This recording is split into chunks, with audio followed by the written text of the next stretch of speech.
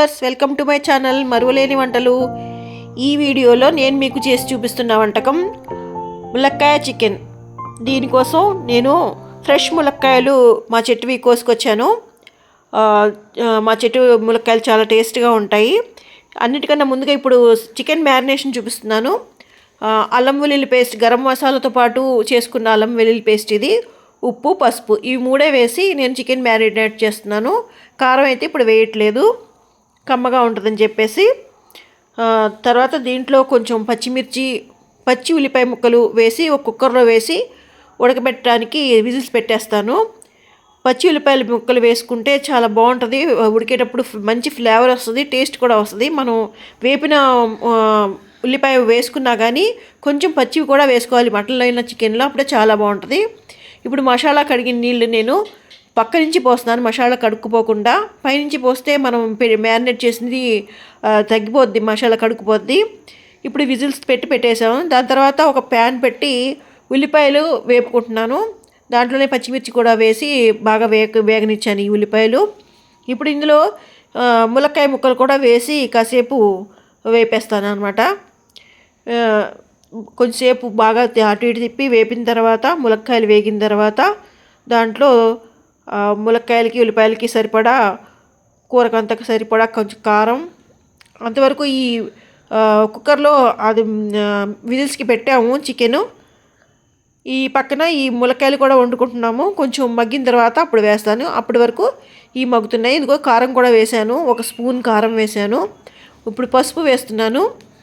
దీని తర్వాత దీనికి సరిపడా సాల్ట్ వేస్తున్నాను. చికెన్కి సరిపడా దానికి వేసాము ఆల్రెడీ. ఇవన్నీ కూడా బాగా కలిపి వేగినిచ్చిన తర్వాత కొంచెం అల్లం వెల్లుల్లి పేస్ట్ కూడా వేస్తాను. ముందు మనం గరం మసాలా కలిపిన అల్లం వెల్లుల్లి పేస్ట్ మ్యారినేట్ చేసాము. ఇప్పుడు దీనికోసం ములక్కాయల కోసం కొంచెం నార్మల్ అల్లం వెల్లుల్లి పేస్ట్ వేస్తున్నాను. ఇది కూడా మొత్తం అంతా కలిపి బాగా వేపాను. వేపిన తర్వాత ఈ ములక్కాయలు ఉడకడం కోసం కొంచెం ఇప్పుడు వాటర్ పోసుకుంటాను అనమాట. వాటర్ పోసుకుంటే సగం ఉడికిన తర్వాత అప్పుడు చికెన్ ఇందులో కలుపుతాను. ఇప్పుడు మూత పెట్టేసి ఉంచేస్తాం కొంచెంసేపు ఈ ములక్కాయలు కూడా ఉడకడం కోసం. ఇప్పుడు ఈ మనం చికెన్ అందులో విజిల్స్కి పెట్టాం కదా, అది అయిందో కూడా లేదో కూడా మనం చూసుకోవాలి. నేను 4 విజిల్స్కి పెట్టాను చికెను. తీసి చూస్తే చక్కగా సాఫ్ట్గా ఉడికిపోయింది. నేను కొంచెమే వాటర్ వేసాను, అయినా కానీ చాలా వాటర్ దిగింది దాంట్లో. ఆ వాటర్తోనే ఈ ములక్కాయలు ఉడికితే టేస్ట్ లాక్కుని ములక్కాయలు చాలా బాగుంటాయి అన్నమాట. ఇప్పుడు ఈ చికెన్ మొత్తం నేను దీంట్లో వేసేస్తాను.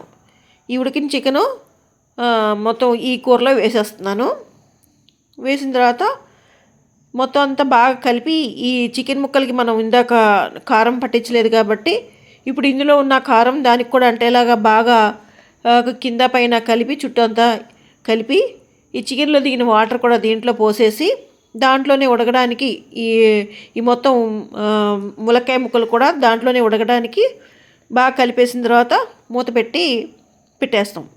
ఇందులో గ్రేవీ కోసం ఏదైనా వేసుకోవాలనుకుంటే కొబ్బరి పేస్ట్ కానీ, లేకపోతే పల్లీల పేస్ట్ కానీ, గసగసాలు కానీ ఏదైనా వేసుకోవాలనుకునే వాళ్ళు వేసుకోండి. నేనైతే ఈసారి దీంట్లో ఏమీ కమ్మటి మసాలాలు, గ్రేవీ మసాలాలు ఏమి వేయట్లేదు. ఒరిజినల్ టేస్ట్ చికెన్ది ఒరిజినల్ టేస్ట్లోనే వండాలని చెప్పి ఇలా వండుతున్నాను నేను. గ్రేవీ ఎక్కువ కావాలనుకునే వాళ్ళైతే వేసుకోండి. ఈ కూరలో కొత్తిమీర కూడా కంపల్సరీగా వేసుకుంటే బాగుంటుందండి. ఈసారి నా దగ్గర అయిపోయింది కాబట్టి నేను కొత్తిమీర వేయలేదు. వీలైతే మాత్రం తప్పకుండా వేసుకోవాలి దీంట్లో, ఈ కూరలో. ఇప్పుడు అంతా బాగా కలిపేసాం కదా, కాసేపు మూత పెట్టి ఉంచేస్తాను అన్నమాట. కొంచెం దగ్గరికి అయ్యే వరకు ఉంచేస్తాను. ఇప్పుడు తీసి చూసానండి, మూత తీసి చూసిన తర్వాత బాగా సాఫ్ట్గా ఉడికిపోయినాయి ములక్కాయలు కూడా. కూర రెడీ అయిపోయింది. స్టవ్ ఆఫ్ చేశాను. కోసం నేను చెప్పాలనుకున్న మంచి మాట ఏంటంటే, మన క్రియలు ఒకరి అంధకార జీవితంలో కూడా వెలుగును నింపగలిగేటట్లుగా ఉండాలి. మన కదలికలు ఎక్కడికి వెళ్ళినా మంచి అనే పాదముద్రల్ని వదిలి వచ్చేటట్లుగా ఉండాలి. ఈ వీడియో మీకు నచ్చినట్లయితే షేర్ చేయండి, సబ్స్క్రైబ్ చేయండి, లైక్ చేయండి, కామెంట్ చేయండి. ఉండనా మరి, బాయ్.